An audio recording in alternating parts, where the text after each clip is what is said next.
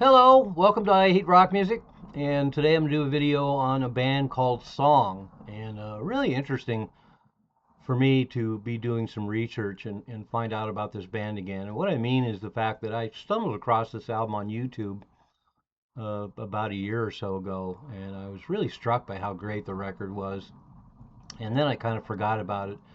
And then I started thinking about it again, and I was looking around for it, and I just couldn't turn it up. I could barely remember the name of the band. So I did a video about the Millennium, Kurt Bocher's project from 1968, and his production and his orchestrations. And then I looked at a whole list of things that he had produced, and lo and behold, there's the song album called Album, and he did the production of it along with Keith Olsen. And Keith Olsen, of course, went on to much fame, producing a lot of big bands. But it was really surprising to see this Kurt Bocher connection to this record that I think is so great.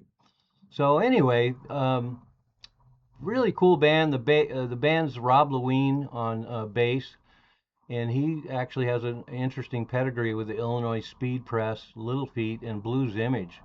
So interesting roster of bands that he was involved in.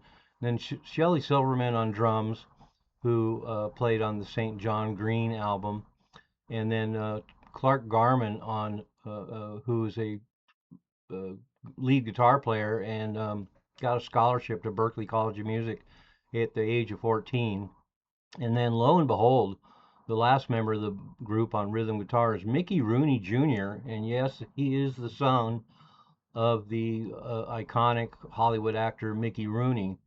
So another great two guitar, bass, drums lineup. And what a band! I was surprised because they got signed to MGM, so they didn't get any support or any promotion or anything else. Although they did manage to release a single like we were before, back with Sugar Lady. Both really great songs. Either side could have been a hit. But Cal Schenkel, who worked with Zappa a lot, did the design of the cover, and Ed Carafe did the photography. So both known quantities. So at least they had some financial backing, and I have to imagine, listening to the record, they had a lot of faith in the possibilities of what this band could do. And so, anyway, they were out of San Francisco and produced this one album. And as I mentioned, it's really tricky to find out any information with a band called Song and an album called Album. But what a group! I was also surprised by the fact that Joey Covington, the drummer and sometimes singer of Jefferson Airplane, uh, wrote or co-wrote five of the songs on here, which is kind of surprising. What an interesting connection. But of course, Joey Covington was in San Francisco, and with the caliber of musicianship in this group, I'm not surprised that this band being from San Francisco too, that some kind of connection would exist. But as usual, oftentimes with these records that are so strong, I'm not going to go through song by song, other than to say that every song on here is really great. Sometimes they go by a little too fast for my taste, but just great songs, great singing, killer rhythm section, especially the drummer is very notable. And then Clark Garman is a really excellent guitar player. And if you want to see what the band's really made of, skip to the last song on the album, which is an instrumental called Medicine Man, and it's got some very forward-looking guitar work on it.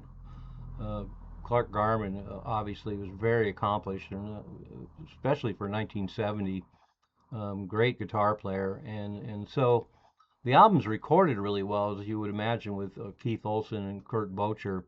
So there's a lot of great separation on the record, and the guitars really ring when they need to, and just a really great balance all the way around, which really helps this band be even better than they are. But I was surprised. I looked around at some of the comments and reviews around the internet of this album, and I was amazed. There's some people that talked about how mediocre it was. One reviewer even said it was a waste of time, and I can't believe my eyes when I read stuff like that and then hear a record like this. Just really great songwriting, excellent harmony vocals, a really great lead singer, excellent guitar work. The lead work is amazing. The drummer's killer, and the rhythm section's killer, and everything about it, as I often say, it checks all the boxes. I think this is a truly great band, and it's really uh, pretty disappointing that they didn't end up putting out even a second album, let alone a third. They obviously have the talent and the material and everything going for them. I would have loved to have seen where they developed, especially moving into musical trends going into 1971 and 72. And in fact, even though this album was recorded in late 69 and 1970, it really does have a sound to it that already sounds like 72 or even 73.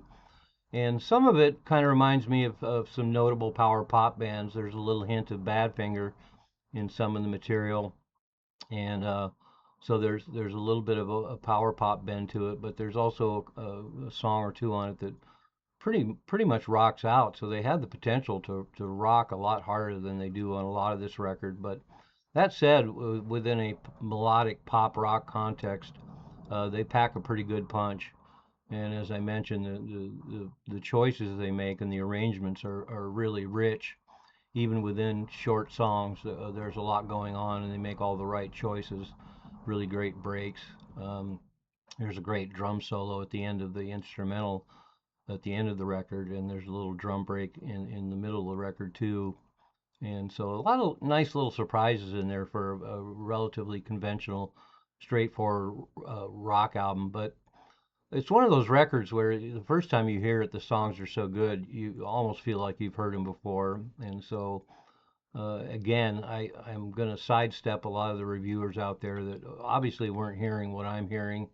And I'm hoping people that watch this video and check it out feel the way I do it. So if you kind of like that power pop sort of thing, it's kind of loosely in that category, but definitely more straightforward rock. But it just has all the best elements. And when I finally sat down and listened to the whole record, because I never saw it in cutouts and I never saw it in the racks all these years, and in fact, right now, and this is unusual for me, I don't have a copy, and so I'll be looking for a really nice copy of this record.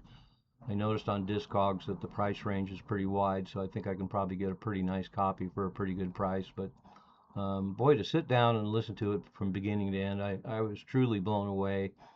I think this is one of the best obscure bands of that era that I've ever heard, and I can't recommend it enough. And so I'd really like to hear some comments on this one. I know a lot of people don't leave comments, but I really would like to hear people's reaction to especially a record like this. Just wonderful. So the band is called Song.